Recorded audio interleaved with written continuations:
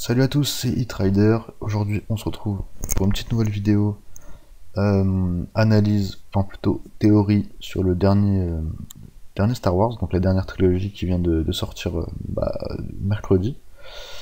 Et donc déjà, avant de commencer cette vidéo, je vous lance une grosse alerte spoiler. Donc si vous n'avez pas vu le dernier ou si vous avez pas vu la dernière trilogie, évitez de regarder cette vidéo, sinon clairement vous allez être dégoûté. Enfin, je sais pas, mais vous aurez pas envie de le regarder. Euh, voilà. Ce sera plus une espèce de théorie entre guillemets à chaud, parce que je sais que c'est quelque chose qui me paraît logique à moi, mais j'ai regardé quelques vidéos théorie de cela et ça m'a pas personnellement ça m'a pas convaincu ce que les gens se disent. Euh, donc je vais essayer de faire ma petite théorie à moi, parce que ça me paraît logique en soi ce qui se passe à la fin. Donc ça a porté vraiment sur la fin de l'épisode 9, donc clairement je l'ai vu il y a 2 heures, donc c'est vraiment à chaud. Et donc ce qui est pour moi la conclusion de l'univers de Star Wars, donc de toute la chronologie. Euh, donc on va récapituler au niveau des personnages importants. Donc, pour moi il y a Kylo Ren qui apparaît dans l'épisode 7, qui est le fils d'Han Solo et de Leia Organa, donc, qui apparaît après dans le 8 et le 9, et qui est le descendant direct de Dark Vador, donc son petit-fils. Donc il a tout d'abord été le padawan de Luke Skywalker, juste après enfin juste après en tout cas la bataille d'Andorre, après que la seconde étoile de la mort soit détruite, que Luke Skywalker devienne maître Jedi et puisse enseigner l'art des Jedi à d'autres personnes. Puis il a été l'apprenti de Snoke après avoir sombré du côté obscur de la Force. Donc voilà. Après, on a Rey.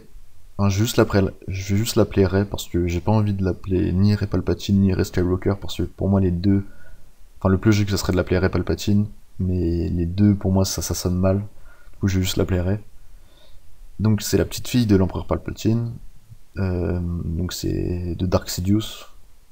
On va pas s'attarder sur ses parents vu que ses parents n'en parlent pas du tout. Genre, en soi c'est pas trop d'importance à en parler. Euh, Faut juste retenir que ses parents ils l'ont abandonné pour éviter qu'elle soit dès sa naissance aux mains de Palpatine.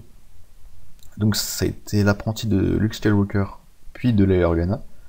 Enfin pas très longtemps, enfin bref, bon ça c'est pas très important. Donc au niveau de la théorie que je voulais faire sur la fin de, de Star Wars, pour moi il y a on a un personnage, donc le personnage de Kylo Ren qui incarne le côté obscur de la Force, mais qui tend vers la lumière, donc qui tend à s'orienter de plus en plus vers le côté lumineux de la Force. Et on a le personnage de Rey qui incarne la lumière, mais qui tend vers le côté obscur. Donc voilà, ça c'est important. Euh, Après, à la fin de l'épisode 9, on a d'abord Rey qui meurt en tuant Palpatine, donc en tuant Dark Sidious, donc en tuant l'empereur des Sith. Donc elle meurt de fatigue. Enfin, ça c'est bizarre de dire ça, mais en gros elle a donné toute sa force pour tuer Palpatine. Et donc c'est ce qui la tue. Et on a Kylo Ren qui lui n'est pas mort, qui vient la ressusciter en donnant sa vitalité entre guillemets à Rey. Et pour moi c'est cette union là, c'est le fait que Kylo Ren ou Ben Solo comme vous voulez donne donne son son âme entre guillemets à Rey. Ça va faire que le côté obscur qui tend vers la lumière qu'incarne Kylo Ren va se transférer dans Rey, qui elle incarne la lumière qui tend vers le côté obscur. Donc c'est deux opposés. Et, et l'union à la fin, bon, on les voit s'embrasser. Cette union là, pour moi ça peut signifier la réunion de ces deux opposés, et, ce qui va conclure, donc j'apporte un aspect global, ce qui va conclure tout l'univers de Star Wars. Donc c'est un équilibre de la force qui est trouvé, qui va clôturer tout ça, parce qu'en soi, tout, si vous regardez, je vais pas vous détailler tout, mais si vous regardez tous les conflits qu'il y a à peu près de l'an 3000 avant la bataille de Yavin jusqu'à le dernier ordre, ça concerne soit le côté obscur, enfin ça compte, à chaque fois le côté obscur contre le côté lumineux de la force. Donc là, par le fait qu'on ait trouvé un équilibre qui est prouvé, notamment je vais vous prouver qu'on a trouvé un équilibre dans la force, c'est tout d'abord